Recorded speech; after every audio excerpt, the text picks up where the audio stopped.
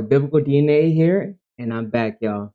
Right, so I'm trying to finish this semester off. It's been a whirlwind of a semester, a fall 2025 that I will not forget. So much stuff that I'm learning, too much stuff to study, and I'm exhausted. But I saw that this was posted on X, and I'll give him a shout out towards the end of this video, and I'll put it in the description box because he was the first one to break it. And, you know, I got to give respect when it's due.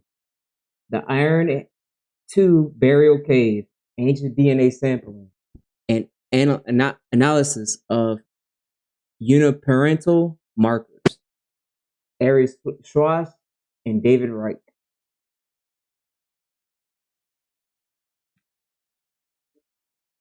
So before I begin reading this, go ahead and give the breakdown of this article. Let me see. Because I know a lot of people ain't going to want to stick around to read the whole thing. Right?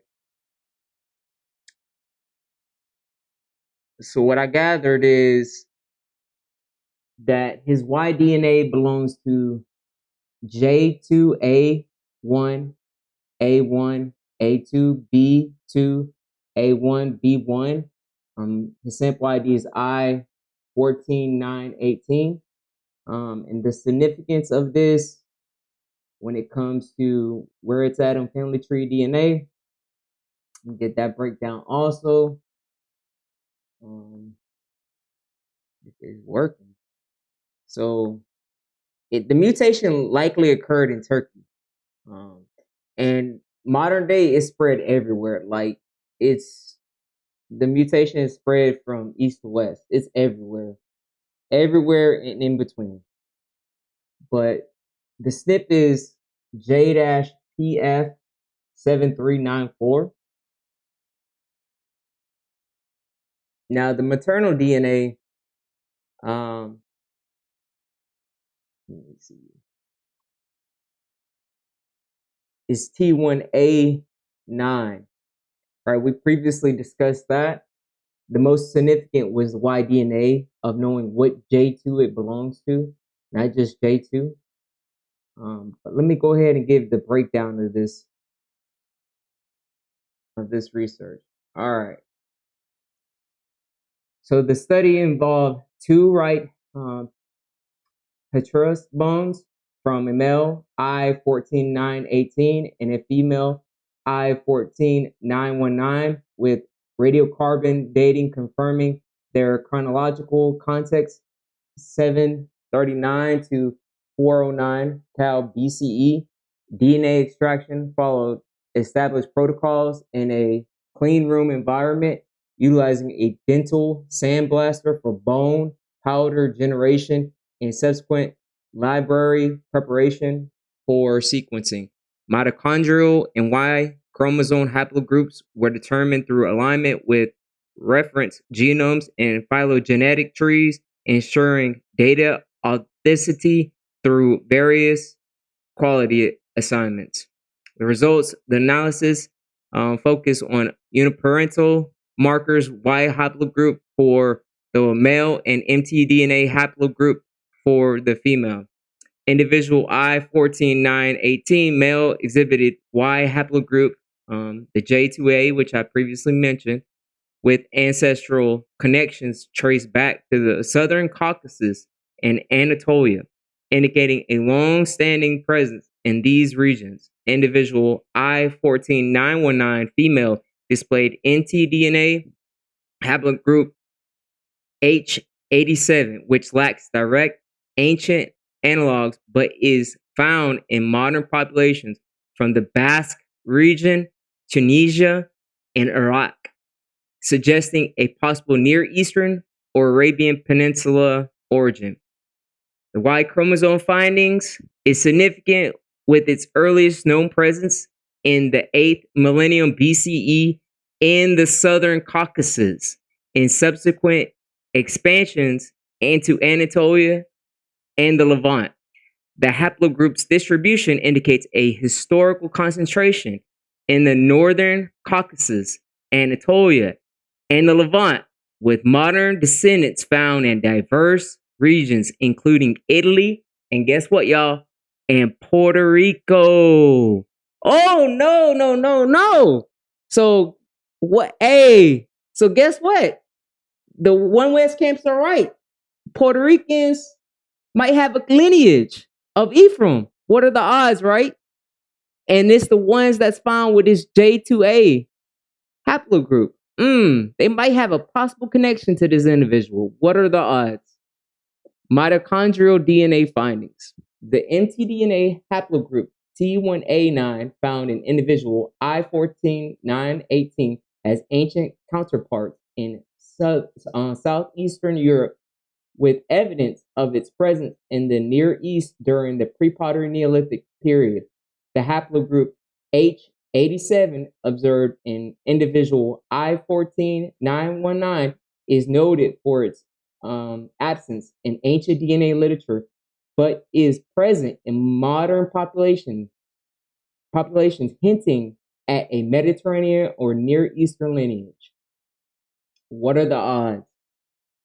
The findings from both individuals were compared with previously published ancient and modern DNA data, revealing that their haplogroups have persisted in the Near East and Mediterranean regions for millennia. The analysis suggests that the ancestral and sub-haplogroups of both individuals have maintained a geographical presence, with notable examples from archaeological sites like and Agaza, Pekin, Megiddo, and Alaha. This report provides fundamental genetic information about two individuals from the Iron Age 2 burial cave, highlighting the significance of their uniparental markers in understanding ancient population dynamics. The Y haplogroup J2A and mtDNA haplogroup T1A9 suggests ancient origins in the Caucasus and Near East, while H87 indicates connections to modern populations in the Mediterranean. Future research will go into the autosomal data obtained from these individuals, which may further illuminate the genetic history of the region. The study emphasizes the potential for further exploration of non-cranial astrologic materials from other individuals mentioned in the excavation, despite the challenges posed by DNA preservation in ancient Israelite skeletal remains.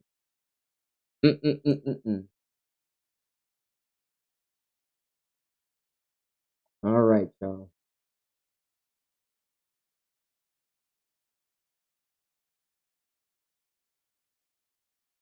Wow, I mean, it's mind-blowing that, now we have all this information for these two individuals for the past, what is it now, 3 years, at least 2.5 years, and it's between 2.5 to 3 years, right? You know, and it's just like, wow, it's all coming through. And there's the breakdown of it showing where these SNPs are found and like the mutations where they occurred at, which I can show the same thing when on family tree DNA using the globe tracker.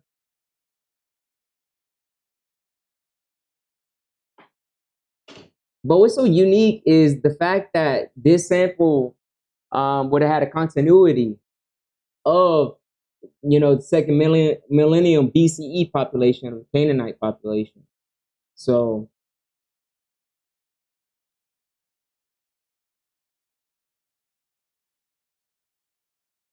right there, y'all.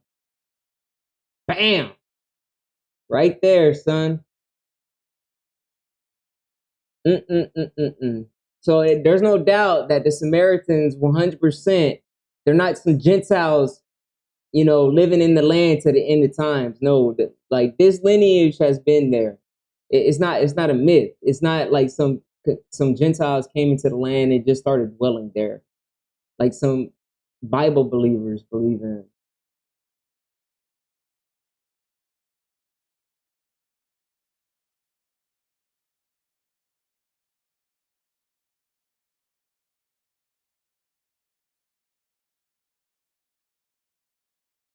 Look at that, y'all. Bam! This undoubtedly incomplete information indicates that BCE, the lion's share of the J2A1A1A2B2A subhaplogroups were concentrated in the northern Caucasus, Anatolia, and the Levant, including Alaha in the Middle Bronze Age and Megiddo in the Late Bronze Age. Only in the last 2 millennia CE, such subhaplogroups can be found in large clusters in the central and western Mediterranean, but also in the northern Caucasus, in Israel, in a modern day Samaritan. So it's just not just a modern day Samaritan. Yo, it's that family's lineage of Samaritans. If I'm not mistaken, it's one of the lineage. I'll pull it up. I don't want to misspeak on it, but it's one of one of the 4 lineages of the Samaritans has this Y DNA, has a down S&P of this Y DNA. So it's been in the land for a while. It's not some just brand new Y DNA just brought to the land. It's been there for a while.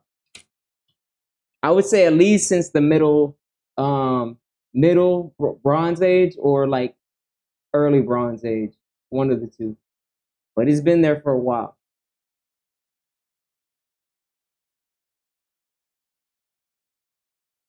And as remotely as in Puerto Rico. And when I pulled it up on Family Tree DNA, it's like 600 and something individual samples. So people tested with Family Tree DNA that lives in Puerto Rico. That's a lot. That's a lot of people in Puerto Rico that has a SNP that's related to this sample.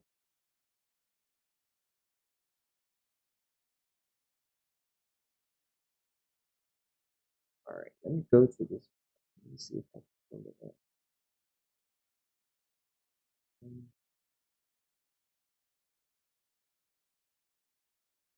Let me see if I can pull it up quick.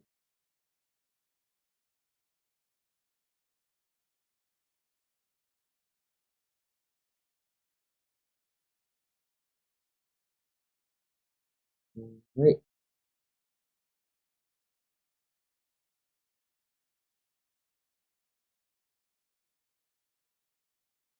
Yeah, it's good. All right, so you can see in Puerto Rico is 636, and that's a lot. Like that's not just a few numbers. That's a lot of samples in Puerto Rico. But you see other samples from Turkey, with 2,700, Iraq with 2,776, Italy, Sardinia 1,219, Italy 6,016, Greece 1,317. Even India, 1,848. Kuwait, 2,103. Switzerland, 2,888. Saudi Arabia, 11,161. England, 27,230. So you see that these people that live in these different lands, they're in numbers all over the place.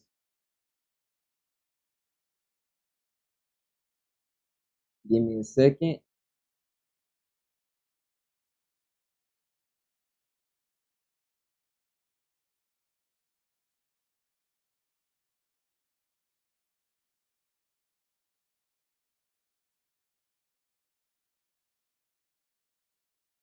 And I'm not going to be long-winded with this video. I'm going to end it pretty soon. I just wanted to bring this because I'm studying right now. I have a quiz in bioinformatics, so I need to get my stuff together and know what I'm doing on that quiz.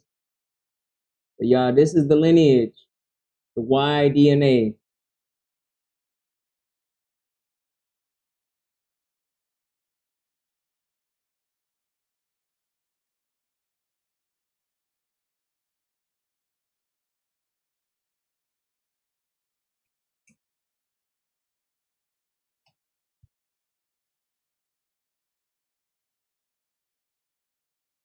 Let me see.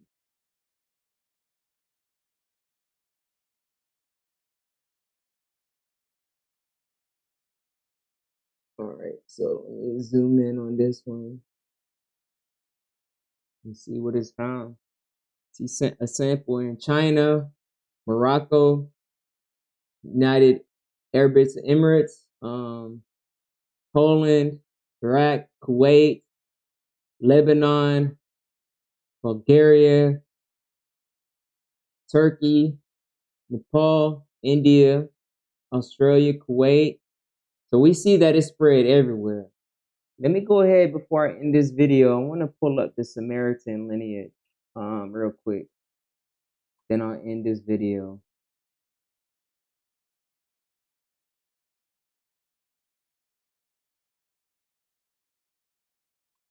And if you're not going to the Family Tree DNA's website and seeing what it actually said on here, this right here, this is the most important thing right there.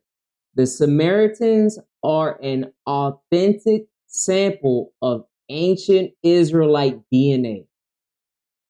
I mean, and I 100% agree with it. It's pretty accurate because they do have continuity from the second millennial BCE population of the Canaanites. And that population became the Israelite. So there was no population replacement.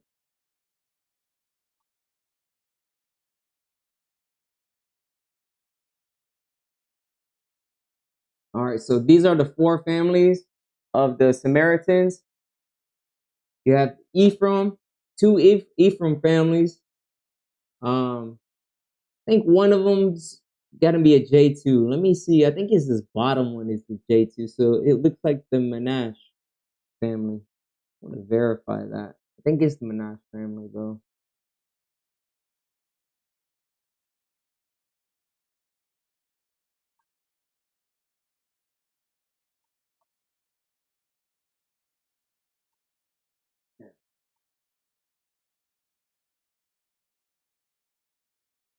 Yeah, correct.